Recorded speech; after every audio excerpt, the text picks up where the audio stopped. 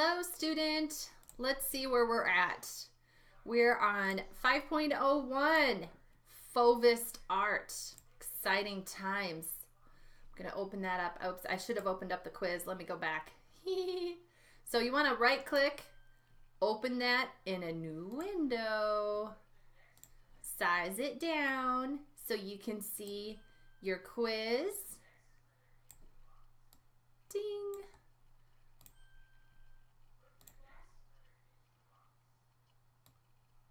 Getting out of practice here. You want to be able to see your questions and have the scroll bar, okay? All right, and then let me open this up. Then you'll have this video sized in the other window, just like I have the textbook sized in the other window. So we can toggle back and forth and see both of them. What's the shortcut for toggling? Alt-Tab. Yes, Alt-Tab. Okay, perfect. So there's my alarm. We're going to read the questions. Question number 1. Describe characteristics of Fauvist style and Madame Matisse, The Green Line by Henri Matisse. The pose that Matisse chose for the portrait expresses the way that the artist felt about the subject. Matisse used chiaroscuro to model the figure in light and dark to create a sense of form. The colors Matisse chose are not realistic. He chose them for their expressive qualities. Matisse included details and textures to make the portrait lifelike. Which one of those do you think the answer is? Question 2. Which of the following is a distinguishing characteristic of Fauvism in the Red Room by Henri Matisse? Like all other Fauvist artworks, this painting has one predominant color. The color shows the sadness that the artist felt about the 2 world wars through which he lived. The painting features the most common Fauve subject, an interior scene of a luxurious home. The bold colors and simple shapes create a decorative patterned effect. Which of those seems the most obvious? And number 3, how did Matisse depict the space of the interior in the Red Room? Matisse placed twining decorative elements at angles that exaggerate the distance from the table to the wall. Matisse used bold color and patterning to create a flattened space with a little sense of depth. Matisse used the curve of the woman leaning against the table to give the scene depth. Matisse used shading in the chair and objects on the table to create a sense of depth. Man, I'm telling you what, these questions can be very confusing. That's why I do this with you. So glad you're tuning in. Woman 1, William de Kooning, Oil on Canvas, 1950-1952. The 20th century brought change to the world and to the world of art on a scale that would have been unimaginable to earlier generations. Painters, sculptors, and architects all took their respective disciplines in new, uncharted directions, ignoring or rewriting the rules of traditional art conventions. Groundbreaking styles and innovative artistic movements sprang up seemingly overnight, only to fall out of favor within a few years and be replaced by even more novel and revolutionary trends. That's modernism for you. Early in the 20th century, a group of European artists abandoned the attempt to represent subjects realistically and focused their energy on pure, riotous color. The movement known as Fauvism was characterized by an intense, garish palette that bore little relation either to the subject matter or to reality.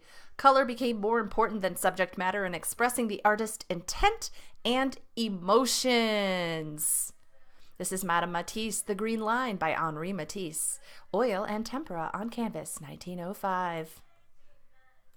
The goals of this lesson are to identify distinguishing characteristics of specific works of modern art and architecture from Fauvism to postmodernism. You're going to identify how specific works of modern art reflect the beliefs of their time and place, and identify distinguishing characteristics of Fauvism. Europe enters the 20th century. The first decade of the 1900s saw Europe still enjoying the peace and prosperity of the era known as the Belle Epoque. But a transformation was underway. Around the world, impoverished workers formed trade unions to obtain a fairer share of the wealth generated by industrialization. Women demanded the right to vote and participate in politics. And the populations of Europe's colonial empires began to push for independence and freedom. The art world was not immune to the change sweeping through Europe.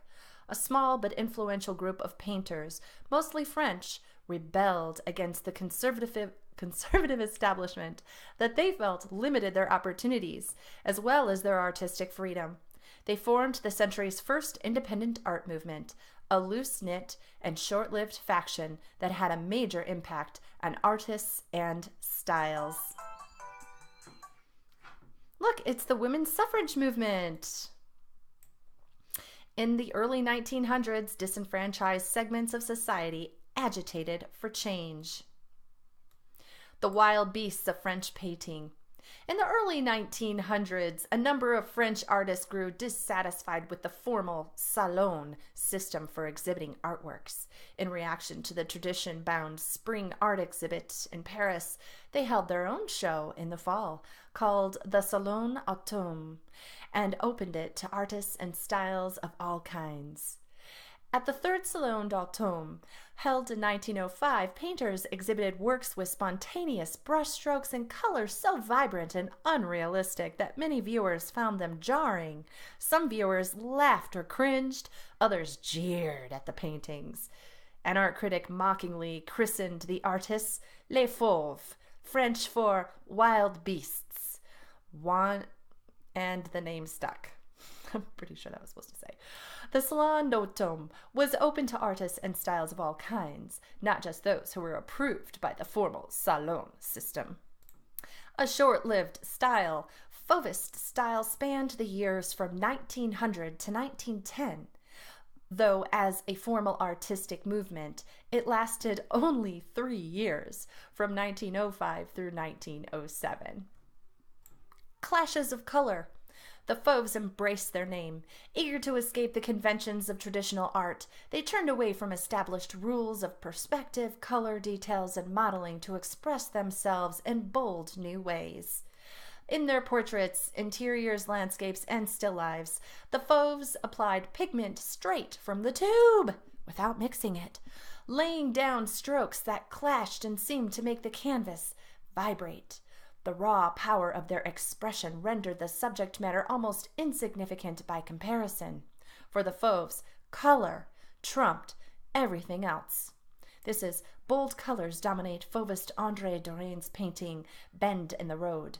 To the Fauves, subject matter was almost insignificant compared to color. Henri Matisse was born in a small town in northern France on the last day of 1869. Following his father's wishes, he was planning a legal career and had taken a position as a solicitor's clerk when an attack of appendicitis sent him to the hospital. During his long recuperation, he began to paint, and before long he was supplementing his income by selling copies of paintings that hung in the Louvre. Let's see if this has anything about the Louvre. Nope. In 1892, Matisse had quit his clerk's job to pursue an artistic career. Although Matisse was never officially accepted at l'École des Beaux-Arts in Paris, Gustave Moreau, an art teacher who recognized Matisse's talent, took him in. Moreau believed in the expressive power of pure color and gave his students the freedom to find their own way. Think your color, Moreau told Matisse. Know how to imagine it. In later life, Matisse made artworks of paper cutouts based on conventions that he had used in his paintings. Look at those scissors. Matisse's paper cutouts. At the age of 62, Matisse underwent abdominal surgery. No longer able to stand at an easel to paint, he began creating artworks that incorporated paper cutouts. He often worked from his bed or a chair, continuing to create great art until the day he died at age 84.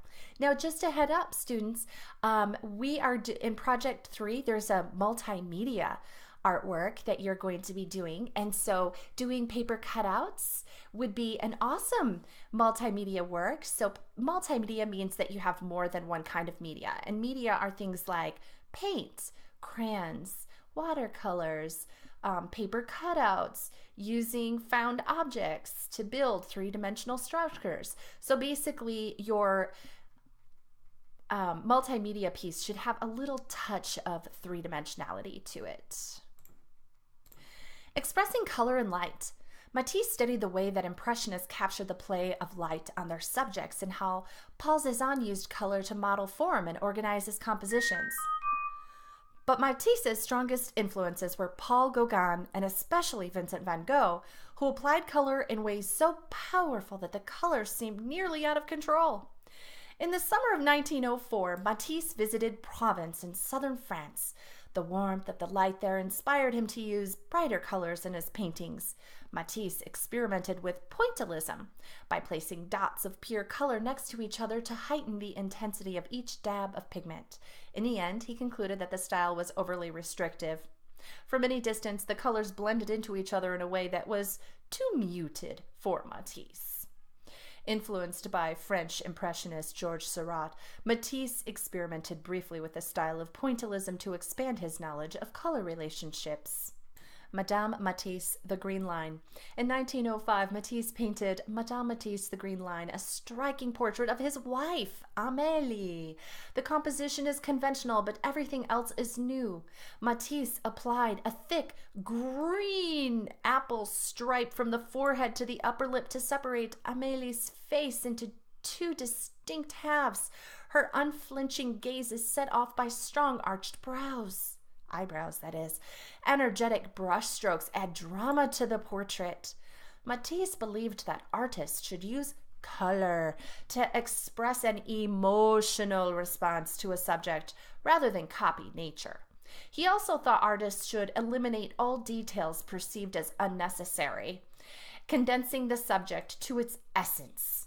In this portrait, Matisse combines electric color with simplified shapes, creating a flattened, patterned effect in which the background is as important as the figure. We've been talking about that negative space is just as important as the positive space to make a unified composition.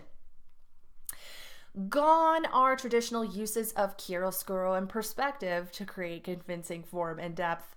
Fauvist art and other movements of the early 20th century witnessed a drastic change from the representational to art that recreates reality. The Chess Game, The Kitchen Maid, and Madame Matisse. Study the Renaissance portrait by Anguissola and the Baroque portrait by Vermeer. Both artists use chiaroscuro to give the figures a sense of form, that is, three-dimensionality. They also create a convincing sense of depth. Do you see? Depth means that you can see off into the distance, right? There's depth in here, but wow, do we see any depth here? Not much. These two also create a convincing sense of depth and space surrounding the figures. Their colors are naturalistic and realistic. So, how does Matisse's Fauve portrait differ? Matisse departs from traditional painting conventions in his use of abstract, emotional color. Rather than creating a sense of form and depth, he creates simplified shapes that fill the canvas with an overall flattened, patterned effect. Let's see if we can answer question number 1. Describe characteristics of Fauvist style in Madame Matisse, The Green Line by Henri Matisse. What have we learned? The pose that Matisse chose for the portrait expresses the way the artist felt about the subject. Now, we haven't really heard anything about the pose being important, have we? What's important? Do you remember? Matisse used chiaroscuro to model. Note, remember, the days of chiaroscuro and perspective are out the window. The colors Matisse chose are not realistic. He chose them for expressive qualities. Yes, remember we talked about expression and color and emotion. Matisse included details and textures to make the portrait lifelike. That is far from lifelike, my friends. Matisse's joyful canvases. Despite living through 2 world wars, Matisse created paintings that lived and breathed a sense of joy. Pablo Picasso, a rival of Matisse, described him as having sun in his belly. Matisse used joyful, radiant colors in Madame Matisse, The Green Line. The bright green stripe serves as a shadow line that divides the face into the lighter and darker sides seen in traditional portraits. But here, Matisse translates the light and shadow into vivid color, with one side in patches of yellow, orange, and green, and the other side in shades of pink. Madame Matisse's hair is swept up into a tidy top knot and streaked with violet. The colors of her face echo the colors in the dress and background.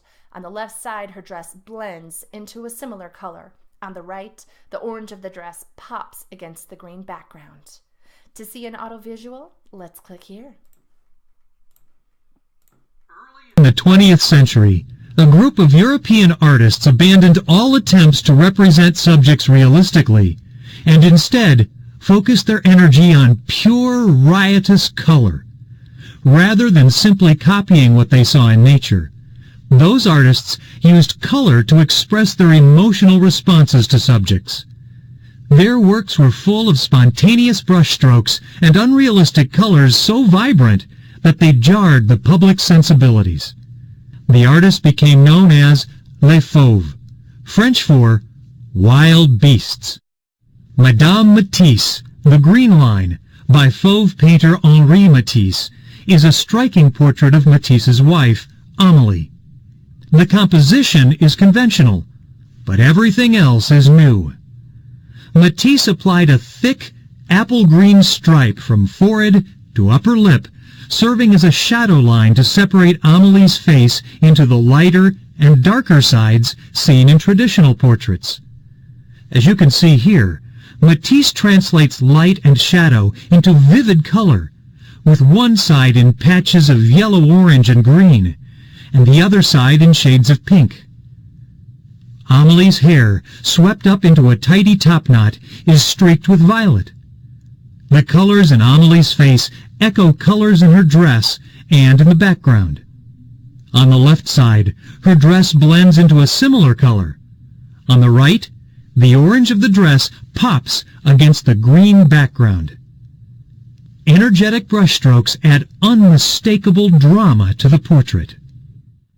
You can see just how far Matisse departed from traditional portraiture when you compare this portrait with The Chess Game by Renaissance artist Sofonisba Anguissola, painted some 3 centuries earlier. Anguissola used chiaroscuro to give form to her figures, and then created a convincing sense of depth and space surrounding the figures. Her colors are natural and realistic. Matisse, on the other hand, turned away from established rules of perspective, realistic color, and modeling. He eliminated all details that he perceived as unnecessary and condensed his subject to its essential elements.